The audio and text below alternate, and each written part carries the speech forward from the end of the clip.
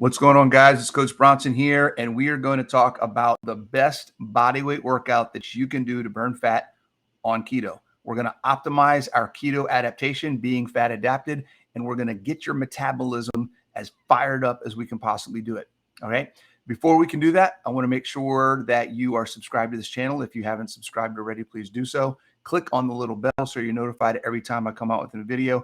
But most importantly, share this video with somebody you care about. The more people we can educate on how to improve their metabolism, the more people's lives we can affect and help improve everybody's quality of life all over the world.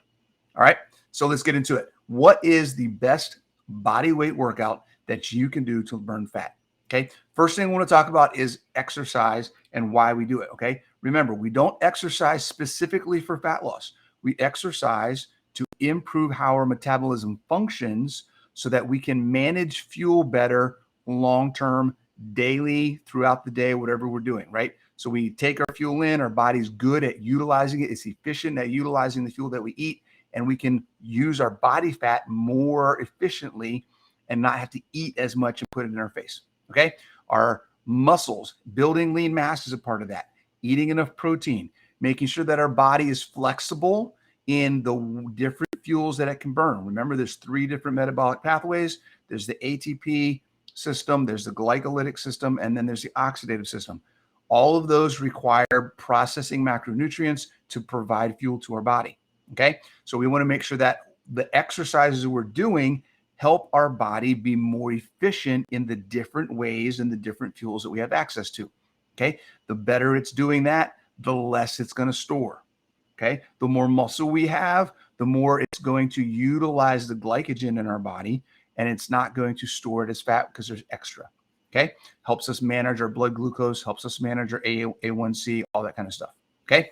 And then the workouts that we do want to support building muscle as well as burning fuel. It's not always just about burning fuel. It's about building the engine and make sure that the engine is functioning properly, okay? So what is the workout? Remember, when we're putting workouts together, there's a couple things we want to remember. Okay, we talked about the fuel. We want to be able to utilize all 3 sources of fuel.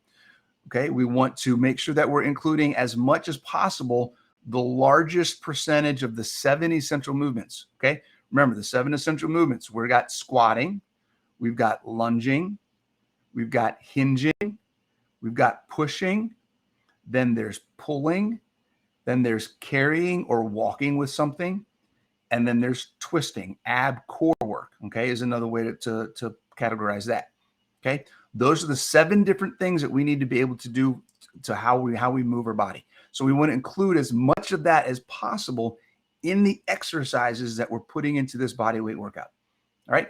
Outside of that, we also want to make sure that we're including as much as possible the 10 components of fitness. These are the things that actually change in our body, in our physical or our central nervous system, that improve as we get more in shape, right? These are things that we can look at and say, how healthy are you? How is your balance? How is your coordination and energy? Things like that, okay?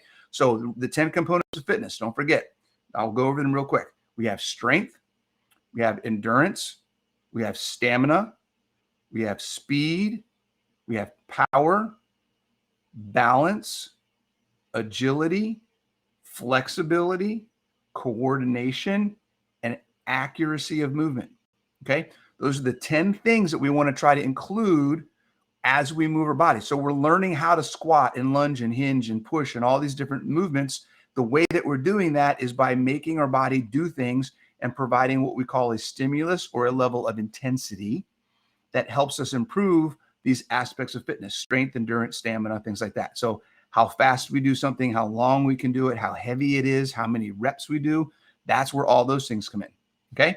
So we've got the energy systems, the movements, and then the aspects of fitness. We're going to put all those together. We're going to try to hit as much a percentage of each of those as possible to give you the most well-rounded single workout that you can do that's going to help improve your metabolism and keep you burning fat for longer every single day.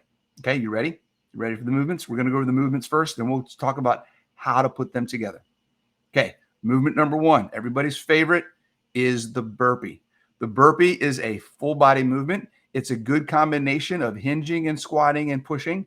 and working on your core. So there's a little bit of twist in there from an anti-rotation perspective. And it's going to get your heart rate up. So it's going to help you with those metabolic pathways. Okay. Getting down on the floor, getting back up again. That's the burpee. That's exercise number 1. Okay. Exercise number 2, all right, is going to be air squats. Squatting, learning how to get your hips down below your knees. If you need to do it in a chair, you can do it in a chair, whatever modifications you need. But we want to get you to a point where you can squat just like you're sitting in a chair, going to the bathroom, whatever it is, and then standing up again. Okay. It's a core movement that everybody needs to be able to do. That's your second exercise. The third exercise is hollow rocks. With hollow rocks, it's an anti-rotation. We're working your core engagement. So this is actually the opposite, but the same as twisting. Okay. Instead of actually twisting, we're trying to keep our body rigid. So we're working the opposite. It's called anti-rotation. So we're working against twisting. Okay. So the more you can engage your core, the more you can maintain spinal health and spinal strength and support your body doing other types of movements. Okay. Hollow rock is on the floor. You're going to rock back and forth, just like the video is showing you. All right. The fourth movement is lunges, walking upstairs, bending down to pick something up, doing different things, kneeling down to play with your kids, pick up a toy, whatever it may be. Lunges are essential functional movements that everybody needs to be able to perform. Okay. And then the last one is inchworms. Inchworms are another core exercise. They're a shoulder exercise. They're a combination of pulling and pushing. Okay. You're also going to get some hinging and work on range of motion in your hips. So it's a good combination of multiple aspects of the essential movements. And then putting all of these together in a couple different formats is going to help with the components of fitness and metabolic pathways. Okay. So to really refresh, we got 5 movements. Okay. Burpees, air squats, hollow rocks, lunges, and inchworms. Those are your 5 movements that are all body weight. You don't need any equipment. You can do these at home on your own anytime you want to do them. Okay. Now, how do we take those and start affecting our physiology and affecting our fitness components and what fuels we're going to use to do them? Okay. I'm going to give you 2 different ways that you can put these into a workout and affect either focusing more on glycogen to work and burn some sugar in your body, the glycolytic pathway, or make it a little bit longer of a slightly less intensity, but a longer period of time to work, where you can work a little bit more of the fat burn and get your body really good at burning fat. You can alternate these 2, do one version and then the other version back and forth, maybe a couple times a week, however you want to do it, but they'll work things slightly differently. Okay. From a fuel and metabolism perspective. All right. So let's talk about this.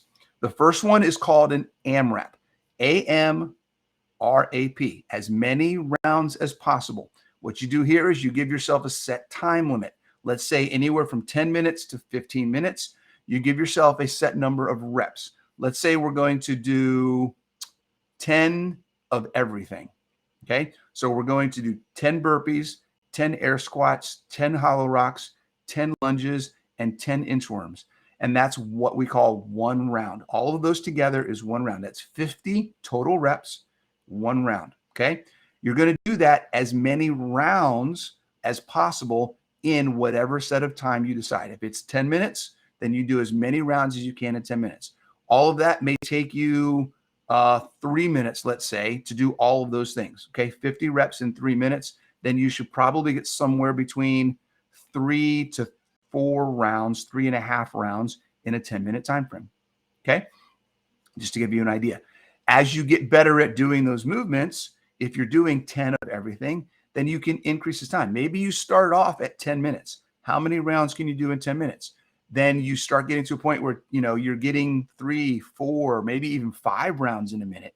And you say, I want to make it a little more challenging. I'm ready to push myself a little more, increase the intensity. Give yourself 12 minutes. That way you're going a little bit longer. See how much longer you can do that same amount of work or that same level of intensity for time. Okay. So that's one way you can do AMRAPs. AMRAPs are really good. Anywhere from 5 to 15 minutes is going to be a little bit more focused on the glycolytic pathway than the oxidative pathway. Okay. So you're going to burn a little bit more glycogen in your body. All right. Now, Another thing we can do is we want to make it last a little bit longer. So we get some glycogen burn and we want to get some oxidative in there. So remember, you're always going to get both. We're just talking about prioritizing and maybe increasing one a little bit more than the other. So don't think about this as I'm doing this to burn fat. You're going to burn both glycogen and fat in both of these options. One of them just might be a little bit more glycogen. The other one might be just a little bit more fat. But remember, we're doing this not necessarily to burn those fuels. We're doing this to improve the way that our body burns those fuels. We're looking at improving our glycolytic efficiency and improving our oxidative efficiency. We're not doing it to burn fat. Okay, keep that in mind. Okay, so the second one to focus on the oxidative pathway and improving fat burning efficiency is to do what's called an Imam. Okay, an Imam means every minute on the minute you do the work. Now you can do this a couple different ways. You can actually set the number of reps that you want, or what I like to do is just take each exercise, do as many reps as you can in 1 minute, and then the next minute you move to the next exercise. So it would work like this. You start your clock, minute number 1, beep, it goes. You do as many burpees as you can in 1 minute. Beep, it goes again, minute number 2, you move to air squats and do as many air squats as you can in the second minute. Beep, it goes again, you go as many hollow rocks as you can in the third minute, as many lunges in the fourth minute, and as many inchworms as you can in the fifth minute. Now, when I do Imams like this, I like to add a 6th round of rest. So what you're going to do if you do an Imam is you're going to do all 5 exercises. You're going to add another round, okay, of rest where you don't do anything for 1 minute. So you can go as hard as you can for 5 minutes, take a whole minute off and rest, and then do it again. So what this would be is you do this for 4 or 5 rounds. If you do this for 4 rounds, then you're looking at 24 minutes of work. See how much it's longer than the Amrap, okay? But you're not going as high of intensity. So it's a longer period of work. You go a little bit less on the intensity. On the Amrap, you're probably going to be like 85, 90 plus, going as hard as you possibly can for 10 minutes. On the Amrap, you're probably going to be in the 75 to 85 percent level of intensity, so you can maintain it. The idea with the Amrap is you want to be able to find a pace that you can do the work throughout the whole minute without having to take a break, okay? Because you're going to get a break every 5 minutes, okay? So you want to slow it down a little bit, keep moving. It's more methodical and paced than the Amrap is, okay? So those are 2 different ways to do it. One is Amrap, one is Imam. Amrap is a little shorter, a little bit harder, more intensity. And then Imam is a little bit longer, so it's difficult from a time of work that you're doing, but it's a little bit lower intensity so you can keep moving the whole entire time, okay? One is more glycolytic, one is more oxidative. You can alternate between the 2. All of those exercises are going to give you a very big percentage of all the 7 essential movements. If you go back and forth between the 2 different ways that you're doing the exercises, Amrap or Imam, you're going to have a good balance of the metabolic pathways. And then just the movements themselves with your weight added, the number of reps that you're doing, you're going to work on several of the components of fitness. It's a well-rounded program, well-rounded body weight workout to help you improve your metabolic function, burn fat, build muscle, and have a better quality of life. All right. Good luck. Let me know how it goes in the comments. Give it a shot. See how it works for you. And there's going to be more of these coming in the future. Take it easy.